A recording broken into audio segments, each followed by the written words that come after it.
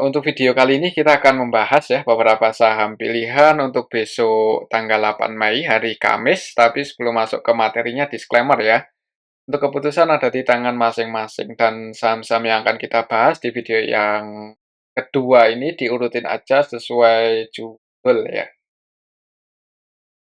Oke, yang pertama kita akan lihat dulu saham Adaro. Hari ini tadi naik lumayan tinggi untuk saham Adaro, mencoba buat break ya di atas 1900, cuman masih belum berhasil. Ini secara teknikalnya close pas di 1900, berarti di resistnya. Ya beberapa waktu terakhir ini sih cenderung sideways ya di area resistannya ini di kurang lebih 1900-an. Coba kita lihat untuk Adaro hari ini tanggal 7 Mei itu asingnya masih keluar net sell 20,9 M ya. Kalau kita lihat dari awal bulan ini, itu asing cenderung keluar di saham Adaro 51,7 M. Jadi ketika sideways ini asingnya terus keluar, tapi ada ya, yang nampung itu ada yaitu KI. Coba kita lihat untuk hari ini apakah KI-nya masih nampung. Hari ini tanggal 7 Mei, ini kita bisa lihat bareng-bareng. Kayaknya nampung 21 M ya, cukup banyak ya. Jadi asingnya jualan, ZP, BK, RX, ini versi asing keluar, dan masih ditampung oleh KI versi lokal ya. Tapi untuk KI ini cenderung nampung aja sih di saham Adaro untuk beberapa waktu belakangan ini ya, ketika Adaro itu terjadi dividend trap. Sampai sekarang untuk KI-nya itu terus masuk, terus akumulasi, cuma nampung aja, belum naikin ya, belum jadi market maker. Ya mungkin kita tunggu aja ke depannya gimana ya tanggal mainnya. Mungkin nunggu ada sentimen bagus, baru untuk saham Adaro itu bisa rebound tinggi. Cuman untuk saat ini sih kayaknya mungkin masih cenderung sideways ya untuk saham Adaro. Tapi kita lihat aja besok di awal market gimana. Soalnya ini close ya masih di area resistnya di 1900. Ini mungkin kalau lihat transaksi hari ini juga kita lihat yang masuk selain KI ada YP, SCC, dan sebagian retail juga masih terus masuk. Walaupun ada juga yang keluar ya untuk retailnya yaitu PD 6 M-an, EP 2,3 M. Sebagian retail keluar sih, cuman ya kalau melihat aslinya masih terus keluar, kayaknya ada potensi untuk Adaro masih konsolidasi di area resistnya 1900-an. Apalagi kalau kita lihat trennya juga kan cenderung masih bearish ya, dan sentimennya kayaknya belum ada yang positif untuk saham Adaro. Ya mungkin buat teman-teman yang punya informasi ada sentimen apa untuk saham Adaro ya bisa ditulis di kolom komentar ya. Kalau kita lihat di sini untuk saham Adaro, kita lihat ada sentimen apa untuk saham Adaro sampai pas video ini kita buat tanggal 24 April itu bulan lalu ya. Win itu pun bukan Adaro, jadi kayaknya belum ada ya untuk saham Adaro selain isu buyback kemarin itu. Ya, mungkin cenderung mungkin masih sideways ya. Kalaupun naik ya kayaknya nggak terbang-terbang banget sih kalau belum ada sentimen yang bagus. Oke, itu untuk saham Adaro ya, tapi kembali lagi disclaimer, lihat aja di awal marketnya gimana. Untuk selanjutnya ini kita akan cek saham PTBA. Untuk saham PTBA hari ini naik 1,85% ke 2.760 untuk saham PTBA ini. Untuk teknikalnya masih sideways ya, masih konsolidasi ya di area sini TikTok kan, di area support sama resist. Untuk supportnya masih di 2.720 dan resistennya 2.820, jadi 100 poin ya. Ya mungkin kalau mau TikTokan kemarin tuh ambil di area support, nanti target price-nya kalau besok naik ya di sini 2830 untuk saham PTBA. Kalau kita lihat di sini untuk saham PTBA pendapatannya gimana di kuartal 1, apakah udah diupdate? Udah ya, dan nggak bagus sih. Pendapatannya turun dan turunnya cukup signifikan ya dibandingkan kuartal 1 tahun 2024 aja setengahnya ya. Setengahnya. Kemudian apalagi kalau kita bandingkan dengan kuartal 4 1,8 triliun ya jauh ya untuk pendapatan Adaro ini turun, untuk pendapatan PTBA ini turun sangat drastis. Ya walaupun masih punya cash dari segi neraca keuangannya masih cukup sehat, jadi, mmm, apa ya, untuk saham PTBA ini mungkin ya tunggu harga batu baranya mulai rebound ya, mudah-mudahan juga, saham-sahamnya juga ikut naik. Tapi kalau harga batu baranya masih di bawah, ya mungkin agak berat ya untuk saham PTBA dan sektor batu bara yang lainnya bisa naik tinggi. Nah, untuk saham PTBA berarti untuk besok pantau aja level ini, semoga aja sih bisa naik nguji resistnya di 28.30, 20-an ya.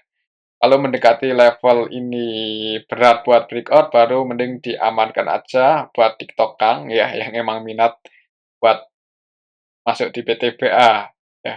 Cuman, ya disclaimer sih. Oke, mungkin seperti itu ya untuk saham PTBA. Selanjutnya, bentar.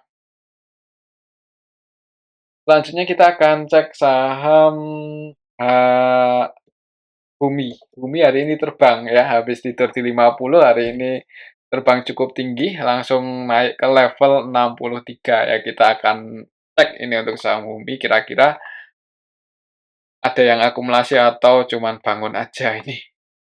Untuk saham Bumi ya.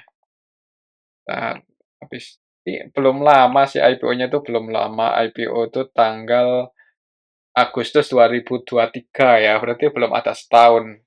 Kita lihat untuk hari ini Bumi, siapa yang naikin, apakah disertai akumulasi naiknya ini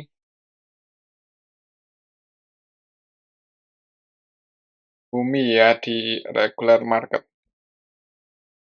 Ada yang akumulasi yaitu XL ya, ini cukup banyak loh untuk XL netbuy 4,3 M, cuman nggak tahu ini soalnya nilainya cukup gede ya, apakah retail atau enggak.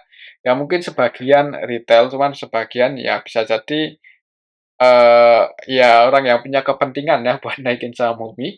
Kalau kita lihat sih ya hitungannya hari ini ya ini diakumulasi oleh XL, kita lihat yang jadi market maker utamanya juga XL, YP, CC, PD, XI ya. Broker-broker retail pada scalpingan di sini untuk XL sendiri rata-rata belinya itu di 61 rata-rata belinya. Average buy ya. Kalau kita lihat di sini harga penutupannya di 63 berarti posisinya floating profit 2 poin. 2 poin. Karena volatilitasnya tinggi ya disclaimer mungkin buat teman-teman yang mau scalping di saham Humi. Cuman ya tetap hati-hati ya kalau apalagi kalau turun lagi di bawah 60 itu agak beresiko. Coba kita lihat gimana valuasinya ya untuk saham Humi. Soalnya kalau valuasinya menarik sih sebenarnya nggak masalah ya. Nah, misal pun tidur di 50 potensi buat bangun itu ada. Kalau misal fundamentalnya bagus. Coba kita lihat sekilas untuk saham Humi, pendapatannya naik ya di kuartal satu naik secara tahunan dibandingkan kuartal satu tahun 2024, hitungannya positif.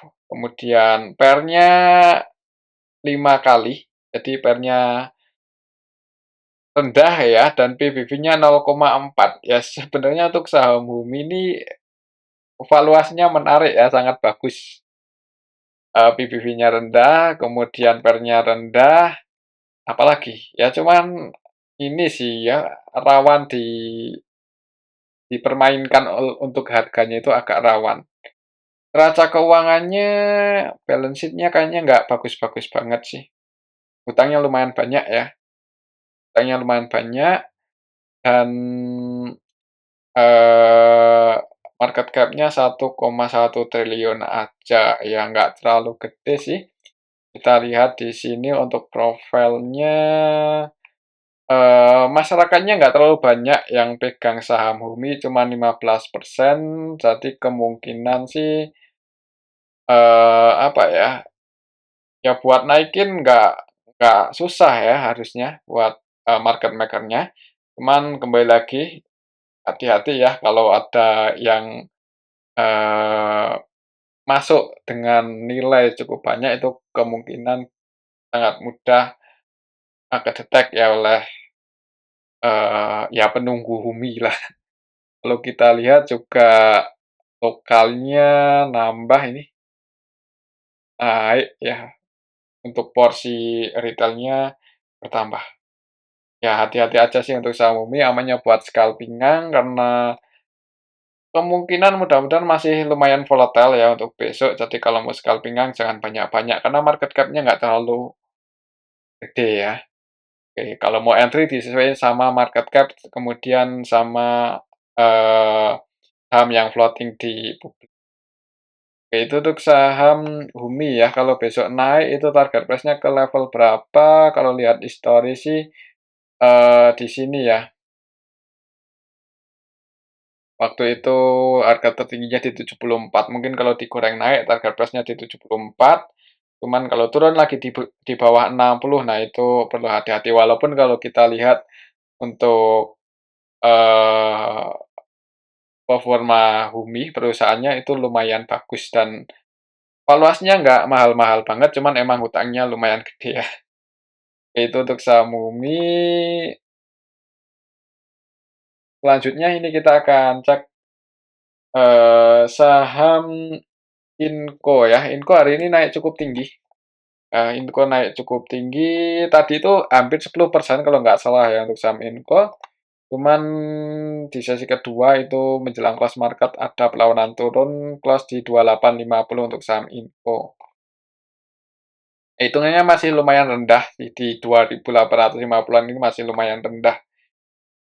Kalau kita cari untuk area resistnya di berapa, misal kita pakai Fibonacci, maka resistnya untuk saham Inco itu ada di 3130 ya. Kalau kita lihat history juga di area 3130-an, 40-an itu pernah mencoba buat break gagal ya. Tinggal kita lihat aja untuk minggu ini atau minggu depan gimana ya. Dan untuk saham Inco hari ini berhasil breakout ya. Jadi kemarin itu uji resistnya di 2650 masih belum berhasil, hari ini langsung ngegas naik. Jadi hari ini breakout dan ini close-nya di 2850 itu posisinya ya di tengah-tengah antara support sama resisten ya. Kalau kita lihat di sini untuk transaksinya untuk saham Inco gimana? Hari ini untuk Inco tanggal 7 ya. Tanggal 7 Mei itu asingnya keluar 25M. Tadi asingnya keluar. Hari ini tanggal 7 Mei secara keseluruhan untuk saham Inco ya diakumulasi oleh BB, BB-nya versi lokal ya, CC BB versi lokal akumulasi di saham Inco tapi asingnya jualan.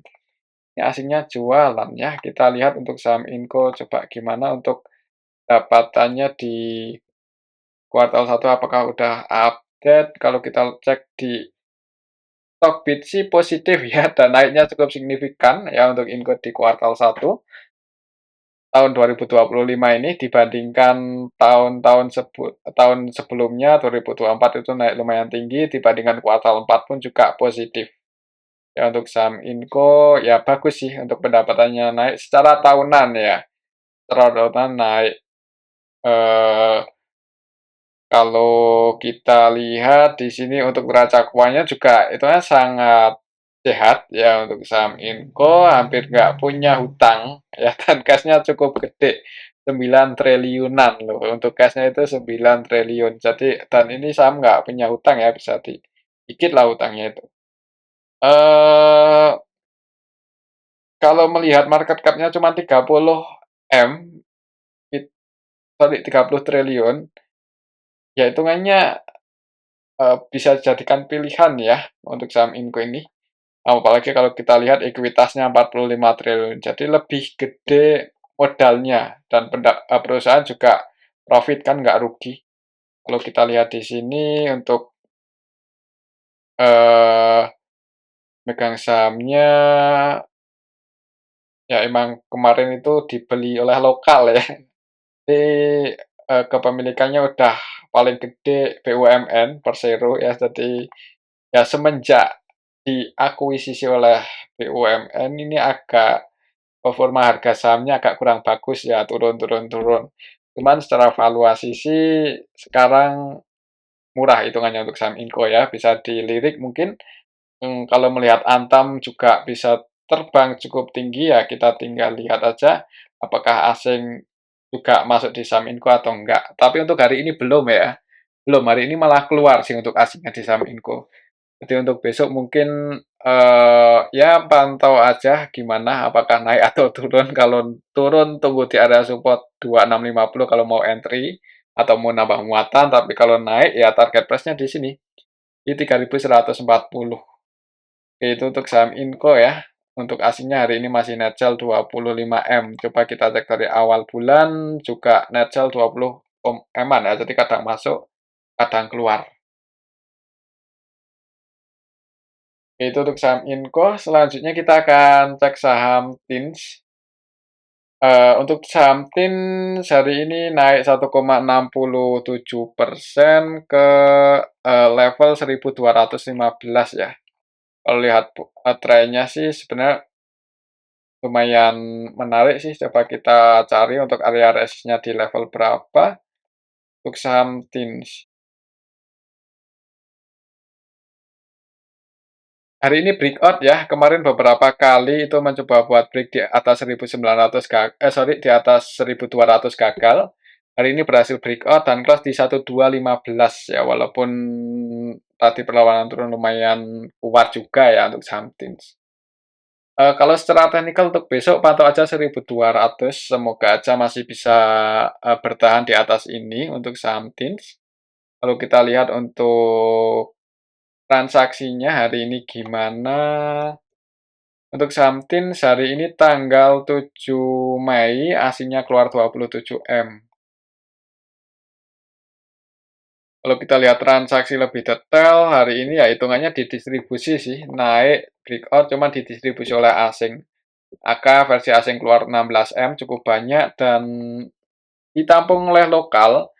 Sebagian broker-broker retail masuk untuk hari ini. Kalau kita lihat untuk minggu ini dari tanggal 5 ya, ini kita cek kemarin itu sempat naik lumayan tinggi diakumulasi oleh AZ dan AZ-nya versi lokal. Hari ini AZ gimana? Tanggal 7 asetnya masih terus masuk 7,6M ya. Jadi semoga aja ini aset bisa jaga harga untuk saham TIN supaya besok nggak jebol di bawah 1200. Mungkin buat patokan teknikalnya aja. Kalau bisa bertahan di atas 1200 untuk besok naik target price-nya di 1290 itu resistnya ya. Oke, itu untuk saham TIN. Coba kita lihat untuk pendapatannya gimana. Untuk TINS pendapatannya di kuartal 1 ini ya positif sih ya, kalau menurut saya lebih bagus dibandingkan secara tahunan positif, naik lumayan signifikan secara tahunan ya, cuman kalau dibandingkan kuartal 4 ya turun, cuman kita lebih hanya kalau membandingkan lebih ke tahunan aja ya, secara tahunan naik. Untuk neraca keuangannya juga lumayan aman sih ya untuk saham TINS, ini punya cash. Cashnya lumayan banyak, utangnya juga nggak terlalu gede. Untuk besok sih mungkin untuk saham TINS ya. Mungkin pantau aja area 1200 itu ya, masih pantau level 1200, semoga bisa bertahan di atas itu. Soalnya hari ini berhasil breakout sih, ini kalau plus di 1215, selama besok nggak jebol lagi aja di bawah 1200. Oke, itu untuk saham TINS ya. Selanjutnya kita akan cek saham Dimas ya, ini mungkin besok siap-siap mau ke level berapa ya untuk saham Dimas besok itu dead ya, hari ini come dead, mungkin yang buat teman-teman yang masih pegang ya dapat dividen lah. Nah, tinggal besok turunnya ke berapa. Kalau lihat dividen yield-nya lumayan gede ya, di atas 10%, berapa sih untuk dividen yield saham Dimas? Kalau nggak salah 16 ya. Di harga sekarang dividen yield-nya 16%, jadi kalau besok turun, kalau mau entry ya, kalau mau nambah muatan lagi, mau masuk di saham Dimas ya tunggu sampai kira-kira harga sahamnya di level berapa ya, kalau 16% berarti wah ke sini, ke 140-an ya, 147, 145. Ya, besok kemungkinan sih bakal jebol ini di bawah 167, jadi mungkin, mmm, pantau dulu 158 ya, 158, 159. Kalau masih jebol di bawah ini, ya pantau 150, 152 ya, kemungkinan sih akan open di area sini, kalau menurut saya ya, di area sini, antara 150-an sampai 160. Ya, itu pun nggak direkomendasikan langsung masuk ya, karena ini kemungkinan habis bagi dividen ya biasanya itu harga sahamnya cenderung sideways malah kalau nggak turun ya. Kecuali harga sahamnya emang udah di bawah, sedangkan untuk Demas ini kan menjelang kamdet udah naik cukup tinggi, jadi, kemungkinan dividend trap itu sangat besar ya, dan yield-nya gede, trap-nya juga kemungkinan dalam. Menyesuaikan yield-nya sih biasanya, nggak beda jauh dengan yield-nya. Kalau yield-nya 16% ya potensinya bisa turun mendekati level itu, bahkan bisa lebih ya. Ya semoga aja nggak lebih sih. Yang lebih pas itu Java ya, lebih, dividend trap-nya itu lebih lebih parah dibandingkan yield-nya. Ya kita lihat aja untuk Dimas besok gimana ya, pantau area 152 ini aja. Kalau kita lihat di sini untuk transaksinya hari ini Dimas, soalnya kemarin pas naik cukup tinggi itu dijadikan kesempatan asing buat keluar, hari ini pun juga asing keluar 50M.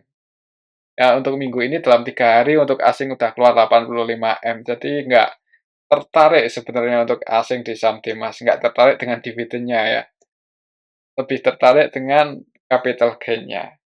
Ya, soalnya habis bagi dividen pun belum tentu tahun depan bakal bagi dividen gede lagi kan, nggak ada jaminan seperti itu. Kalau kita lihat di sini MG net buy 13M, cuman ya kalau MG sih, broker MG kita tahu sendiri dia sangat cepat ya. Kemungkinan ini MG besok keluar sih, kemungkinan ya, biasanya karakternya gitu. Soalnya dia ngantri, itu biasanya paling dapat paling awal ya untuk broker MG.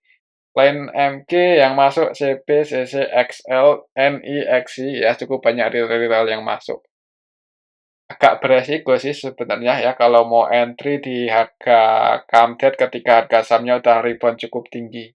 Itu beresiko, kalau saya sih mending nggak usah ya.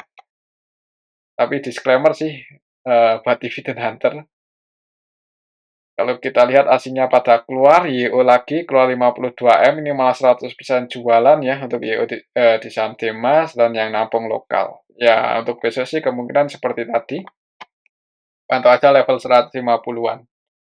Oke, itu untuk saham Dimas, selanjutnya kita akan cek saham BSDE yang kalau nggak salah tadi close market malah longsor ya.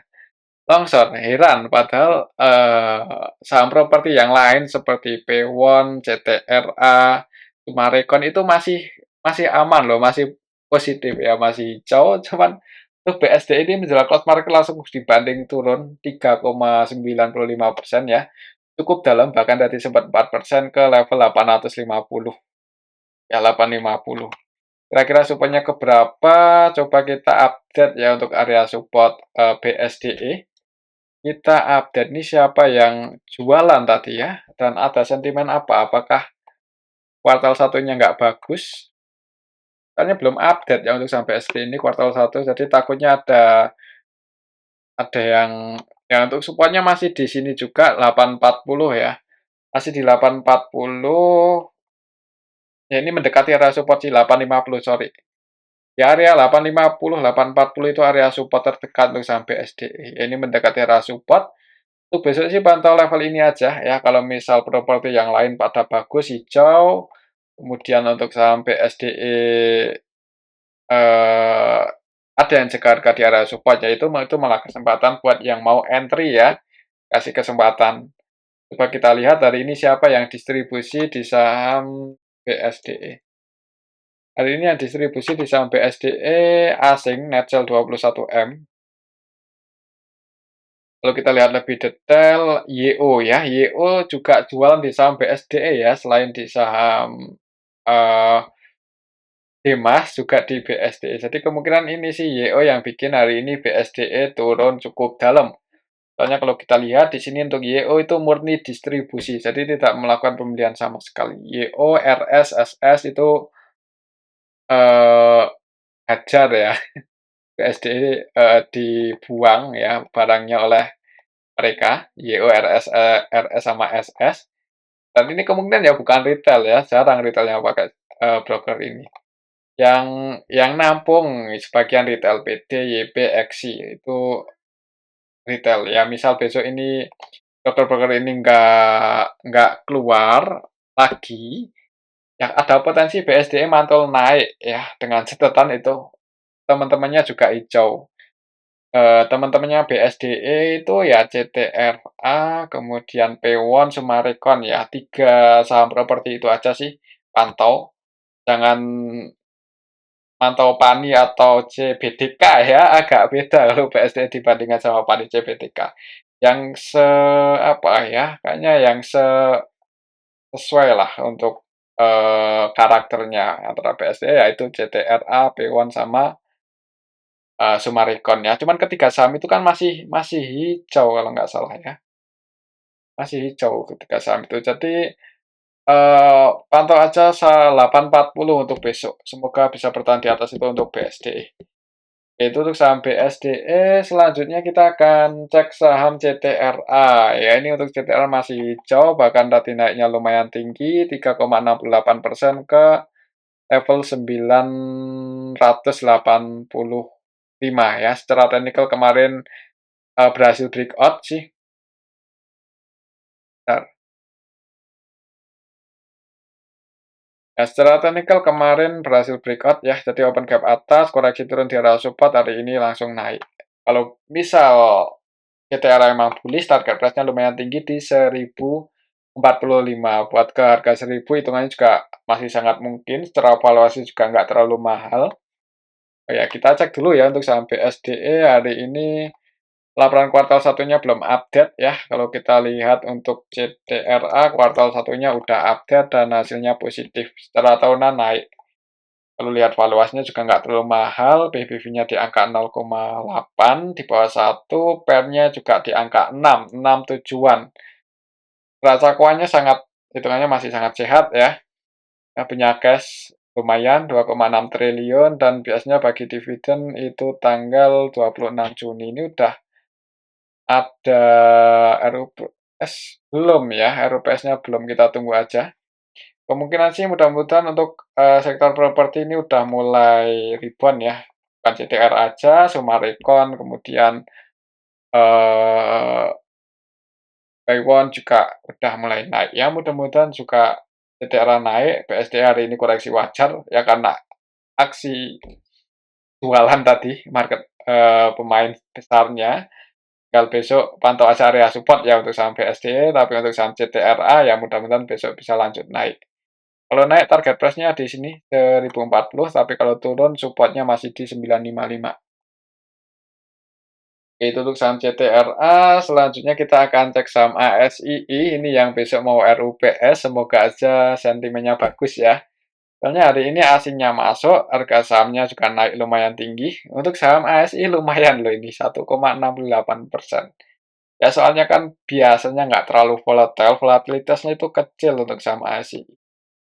Beberapa hari terakhir ini cenderung nggak kemana-mana sih, harganya konsolidasi aja ya. Tinggal kita lihat besok gimana untuk RUPS-nya. Kalau untuk valuasinya nggak usah ditanya ya, itu sama SI murah. Valuasinya murah, fundamentalnya juga bagus, pendapatannya naik terus, PER-nya rendah. Jadi hitungannya ya emang belum waktunya naik mungkin ya untuk saham ASI ini. Cuman yang penting sabar aja sih. Kayaknya buat masuk di saham ASI aman kayaknya ya. Tinggal nanti lihat di kuartal 2 pendapatannya apakah bertumbuh atau malah turun. Kalau turun lagi ya udah agak berat buat naik. Untuk saham ASI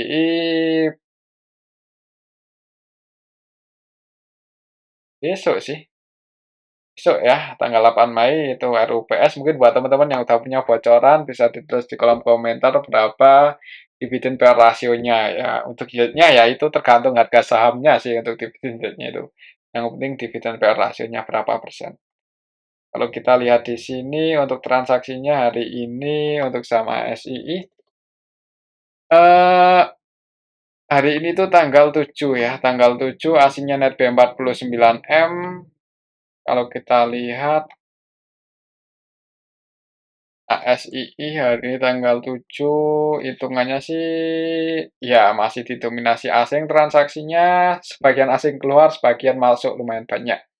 Untuk lokalnya nggak terlalu mendominasi, kita lihat beberapa retail pada keluar, YP, XL, XI, EP, mudah-mudahan besok keluar lagi ya. Jadi untuk saham ASI bisa ada kemungkinan naik. Kalau naik resisten dekatnya di 4850, break di atas itu ngejar 5000. Kalau kita lihat di sini untuk kepemilikan sahamnya asing sih sedikit-sedikit mulai masuk ya. Mulai masuk dan untuk lokalnya sedikit-sedikit mulai berkurang untuk retailnya ya. Iya, yang penting sabar aja sih untuk saham ASI. Kayaknya mau entry pun di harga sekarang lumayan aman. Itu untuk saham ASI ya. Selanjutnya kita akan cek saham UNTR yang hari ini ex-dead. Harga sahamnya turun cukup dalam, nggak bisa bertahan, nggak bisa break lagi di atas 22.000. Ya, open gap bawah, naik. Cuman nggak bisa break lagi di atas 22.000. Itu jadi 22.000 itu resist terdekatnya. Untuk besok sih mudah-mudahan bisa break di atas 22.000, pantau aja level ini. Cuman kalau belum bisa break sih kayaknya cenderung sideways seperti ini untuk saham UNTR ya. Dan buat teman-teman yang mau entry kayaknya untuk saham UNTR belum direkomendasikan ya. Kecuali untuk investasi jangka panjang sih nggak masalah. Cuman kalau untuk scalping atau swing kayaknya kemungkinan nggak terlalu menarik sih. Soalnya habis bagi dividen dan belum ada sentimen yang bagus ya. Apa sentimennya belum ada kan? Kalau kita lihat di sini untuk transaksinya apakah ada yang nampung atau enggak? Ya ditampung asing sih. Ya jadi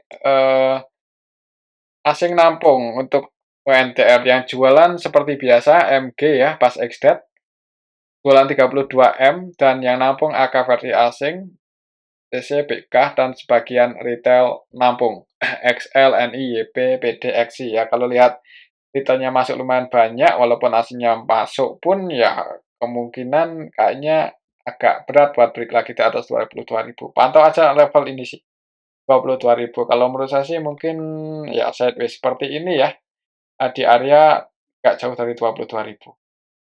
Itu untuk saham UNTR. Selanjutnya kita akan cek saham WIFI ya, yang gimana ini udah beberapa kali nggak kita bahas.